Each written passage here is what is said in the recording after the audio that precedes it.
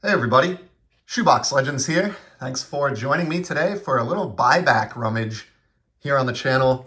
I have a ton of these baseball buybacks that I collected over the years that I really need to get to and evaluate for my Franken set. And I've also been considering selling some lots of these for cards that don't make the Franken set because, as the years have worn on, there aren't a ton of these out there and they actually seem to be getting decent money on the secondary market for small little lots. So I may make some groupings of these to list to try to raise up some vintage purchasing money. But for now, let's just rummage through and pick out a bunch of these out of this box. I can tell by the label on the top of this box that these were probably all picked up on ComC.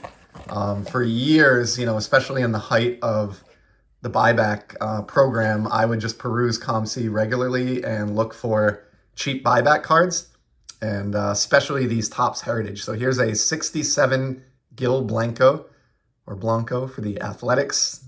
The no cap drives me nuts, but I do have a Z folio of these Heritage box topper buybacks that are kind of outcasts from the Franken set. That's a cool one in that sense. Oh wow, here's kind of a monster, in my opinion. And again, ComC receipt here. 69 Topps Joe Morgan, the man who many feel is the best second baseman in baseball history, certainly one of them. That is just awesome. I don't even remember buying this, but man, am I glad I did, for the Houston Astros, card number 35. So this one is going to make a strong play to get in that fourth page of the Franken set binder in slot 35, and we'll put Joe Morgan up on a stand there. That is definitely a stand-worthy card. On the other end of the spectrum, here's a totally beat-up Rick Rhoden from 79 Topps. It's like almost miscut. The top border's barely there. This card could tell some stories. It's got scrape marks on it, wrinkles, all the corners are bunted. I'm sure this card saw some things before Topps bought it back and reissued it. But condition does not bother me on these at all. I know I sound contradictory saying that because I do collect graded cards and I do pay attention to condition, but I kind of think the whole point of the buyback is that it's a card that was issued out into the world, was collected and enjoyed by people, and then ended up back at Topps headquarters to get a stamp and be reissued. So I think it's interesting when they have a little bit of a beat up condition like this and they kind of have a story to tell. Let's see what else we got here. So a 73, so this is a 2015 original, so that's the 2015 buyback program. Stan Bonson of the Chicago White Sox with those short-lived red and baby blue White Sox uniforms. A cool card there. And again, I mean, I don't know who all these guys are. A lot of them played before I was even born, but if I could get them cheap enough, for a while there, I was just scooping them up. Here's another 69 to go with that Joe Morgan, this one being a Jim Maloney for the Reds. I'm going to move this box out of here, and let's just take a little stack of these and go through them this way. So we'll just do this stack, and then we'll call it a video. So we got Nelson Bryles with the cards on the 70 design. That's fantastic. Lyman Bostock. So let me put some of these to the side, and we'll just focus on this one for a minute. But sort of definitely a sad story.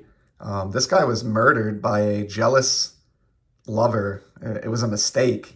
There wasn't even a relationship there, but was murdered at the end of the 1978 season, just after a game, just a few hours after a game. Same season that this card came out. He was 27 years old and was a promising young player. I think his career batting average is like over 300, maybe like 310 or 311, and just a real tragedy of an athlete being killed in his prime. So really kind of a creepy one there. Here's a 72 Ron Taylor with the Expos. Love this. Just the color of the 72 design combined with the colors of that Expos cap. Just awesome stuff there. How about a Kent Tecove? Those awesome glasses. Those great Pirates uniforms of the era. This is a 78, and it's the blue stamp buyback from the 65th anniversary buyback promotion, which was in 2016. So that's a cool one as well. So some real nice kind of stars for a change in this lot. A lot of the buybacks I have are commons, but I do have some decent amount of star players as well. Here's a Mike Compton for the Phillies. Grabbed this one just because I was intrigued by the background. And also, I just love 71 tops with those black borders. Next up, we got a 77 Woody Fryman from the 2014 buyback program. You can tell with that vintage Topps logo there. So another cool Expos card. Looks like we're going to go on a little run of 77s here. There's Darrell Evans. Sid Monge. Then we got a Stan Bonson. So yeah, nice little 77 stash here. Leroy Stanton with that trident cap, which looks airbrushed for the Mariners, but cool buyback there either way. We got a Don Kessinger here with the White Sox.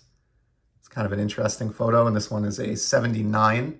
So we've moved a little bit later in the decade, and it looks like a little run of 79s here as well. Buck Martinez with the Brewers and a mouthful of chaw. Eric Reich, pitcher for the Indians. We're back to 77s. Great look at that shoulder patch there. I love that. How about a prospects card from 79? Bruce Bochy, Mike Fishman, and Don Pisker. Rookie card there. So that's kind of a cool one. Astros prospects. Don't see that all that often. In buyback form, that is. Another 79 here. Aurelio Lopez. 77 Bob Bailey. Looks like just somebody's random uncle there. Kind of a weird photo. How about a Glenn Abbott from 79 and another guy who seems to be enjoying the chewing tobacco there. Jay Johnstone for the Yankees. And I know, he's not a star player or anything, but what a fantastic photograph. Love that card of Jay Johnstone. That one will definitely vie for a spot in the Frankenset just based on the image. We got Barry Bonnell for the Braves. Ted Sizemore for the Phillies, another 79. And then let's just do another couple cards from this stack here. We'll call it a day. Try to keep this under 10 minutes. We got a 79 Pat Kelly, another great photo there. Jerry Morales, also on the 79 design. Jim Beattie, it's all 79 to close it out. And then last but not least, we'll end on this card for today. The 79 team set card of the Seattle Mariners. And I'll tell you what drives me absolutely bananas about this one. Why would you do this, Topps? The Topps original buyback stamp is upside down on the card. So if I flip this around, there's your Topps original stamp right side up, but the card is upside down. So I believe, obviously, they probably had some method of stacking these cards up, 20 or 30 at a time and like feeding them through a machine. A machine or something to be stamped. So maybe that explains why, some of these end up in odd positions or upside down, but I guess it just makes that card even a little bit quirkier and kind of a cool, maybe the only upside down stamp buyback that I've noticed to date. So that's maybe I'll list that as an eBay one of one. So that's a wrap. We're going to call it here. I think 10 minutes of random 60s and 70s buybacks is probably plenty for today. But I appreciate you stopping by. I will be showing off more buybacks as the year winds on here. And in the meantime, I appreciate it. I hope everybody's enjoying the hobby and staying safe. Take care.